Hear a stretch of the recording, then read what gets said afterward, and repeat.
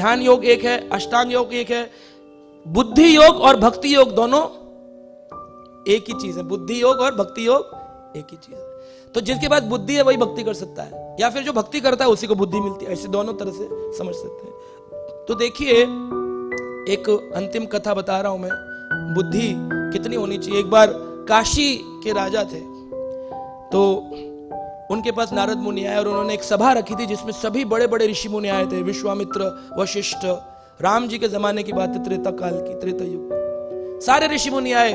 नारद जी ने पता नहीं क्यों लीला कर दी और आकर के कह दिया काशी नरेश से, विश्वामित्र जी को प्रणाम मत करिएगा आज। तो उन्होंने कहा क्या मतलब?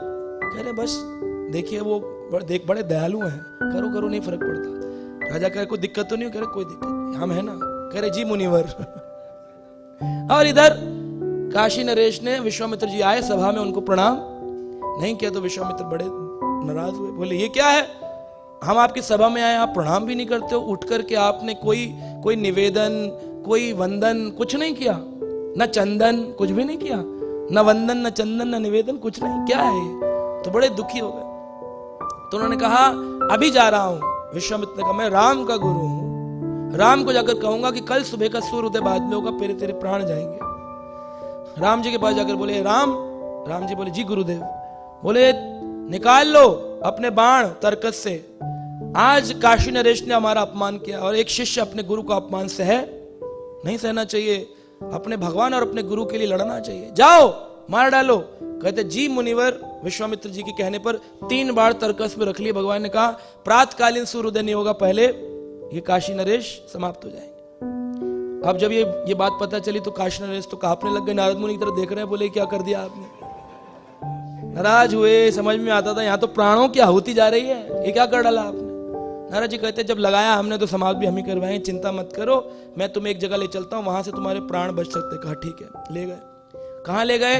बोले हनुमान जी की माता अंजनी माता के दरबार पे ले गए। अंजनी माता बैठी थी, जाकर के उन्होंने प्रणाम किया। बोले कौन है? कह रहे वो बाद में बात करेंगे। नारद जी बोले हमारे साथ आया तो कोई अच्छा इंसान ही होगा। तो बोले ठीक है, सुखी रहो, दीर्घ आयु हो। तो माता जी कहती दीर्घ आयु हो। तो फिर बोले क्या किस लिए आए? कहा इसलिए आए कि कल सुबह राम जी इनको उड़ा देंगे, तो राम जी इनको उड़ा दें इससे पहले आप दीर्घायु का आशीर्वाद दे दिए, अब आप अपने वचनबद्धता को कायम रखिए। अंजनी बोली ये पहले बताना चाहिए था, पहले नहीं बताया तुमने। तो बोले अब जो भी था, अब जो भी आप वचन आपको बदता तो रखने। अंजनी माता कही ठीक है मैं देखती हूँ। इतने में हनुमान जी बड़े मातृ भक्त सेवक हैं, तो आए, रोज आते थे हनुमान जी अपनी माता से मिलने। तो हनुमान जी आए, उन्होंने प्रणाम किया और कहा हनुमान क्या तुम अपनी माता की केवल सेवा करते हो, वचनों की भी सेवा करते हो? बोले माता जो वचन आपका होगा वो वचन सिरोधार्य होगा, सिर पर धारण करेंगे। कहा पक्का? कर हाँ। कह रही काशी नरेश है, इसको दीर्घ आयु होने का आशीर्वाद मैंने दिया है, क्या तुम इसकी सदा रक्षा करोगे? बोले जी माँ, कोई भी संसार में नहीं है जो इनके प्राणों को छू भी सके, मैं खड़ा रहूंगा आगे। माँ बोली देखा? तो बोले बात क्या है? तो बोले कल सुबह राम जी इनको उड़ाएंगे। आप तो फंस गए। बोले बताओ, तो पहले बताना चाहिए था। अब क्या मैं राम जी से लड़ूंगा, अपने प्रभु से लड़ूंगा? तो हनुमान जी दुखी हो गए मन में। बोले लेकिन अब माँ ने बोल दिया है तो जाऊंगा, तो कुछ करते हैं, देखते हैं क्या होता है। तो अगले दिन नारद जी, हनुमान जी, अंजनी माता उस स्थान पर पहुंच गए काशी नरेश के महल में, और इधर राम जी भी आ गए। तो काशी में तो गंगा बहती है, तो उन्होंने कहा नारद जी ने मरने से पहले एक बार गंगा स्नान कर लो। कह रहे आप तो मेरे बचाने की बात कर रहे थे, वचनबद्धता की बात थी। कह रहे राम से कौन भिड़ सकता है? शिव जी के परम भक्त रावण को शिव जी बचा ना सके तो तुमको हम कैसे बचाएंगे, और कौन बचाएगा? अब राम जी आए, जो भी है भगवान के नाम से मरोगे तो मोक्ष प्राप्त होगा। वैसी काशी नरेश हो, काशी मोक्षदायिनी है, जाओ गंगा स्नान कर लो। तो गंगा स्नान करने के लिए वो घुस गए। राम जी इधर आए, सूरज निकलने का समय हो रहा था, पहला बाण उठाया। तो जब पहला बाण उठाया तो नारद जी ने कहा पहला बाण आ रहा है काशी नरेश, संभालो। कर मैं कैसे संभालू, राम जी का बाण है।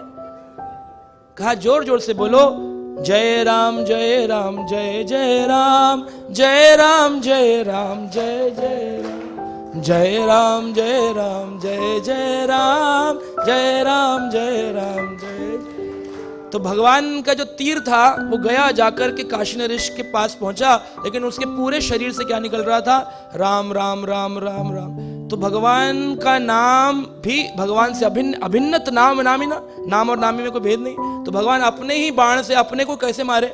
वो तो सच्चिदानंद है, नाम भी सच्चिदानंद है। तो नाम को देख करके वापिस बाण तर्कस में आ गया। तो ठाकुर जी ने दूसरा बाण उठाया, उससे ज्यादा शक्तिशाली। बोले अब क्या करूं? तो नारद जी कहते हैं अब शक्ति बढ़ानी पड़ेगी। जैसे होता है ना, एक दवाई काम नहीं करती, डोज बढ़ा देते हैं।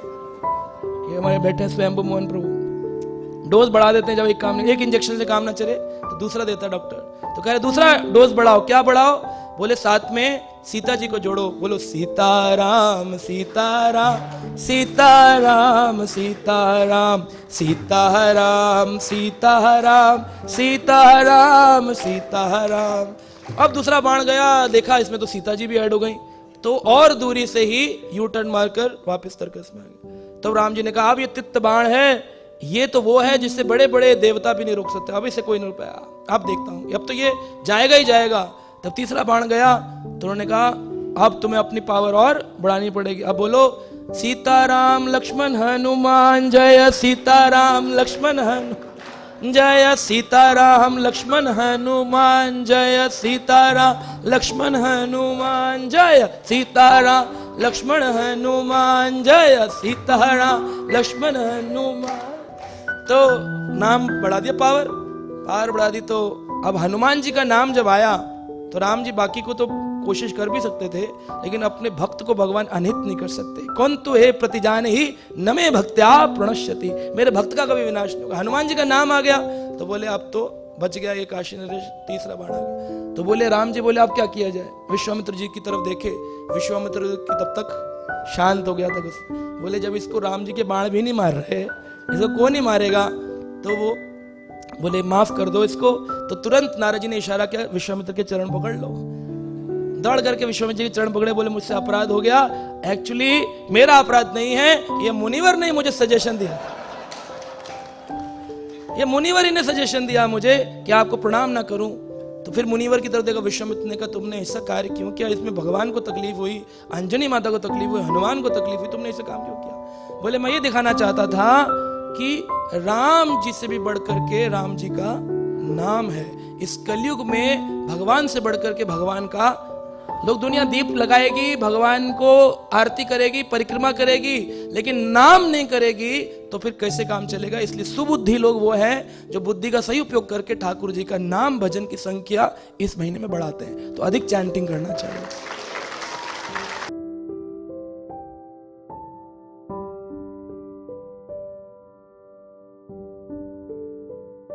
Subscribe now and press the bell icon. Never miss an update.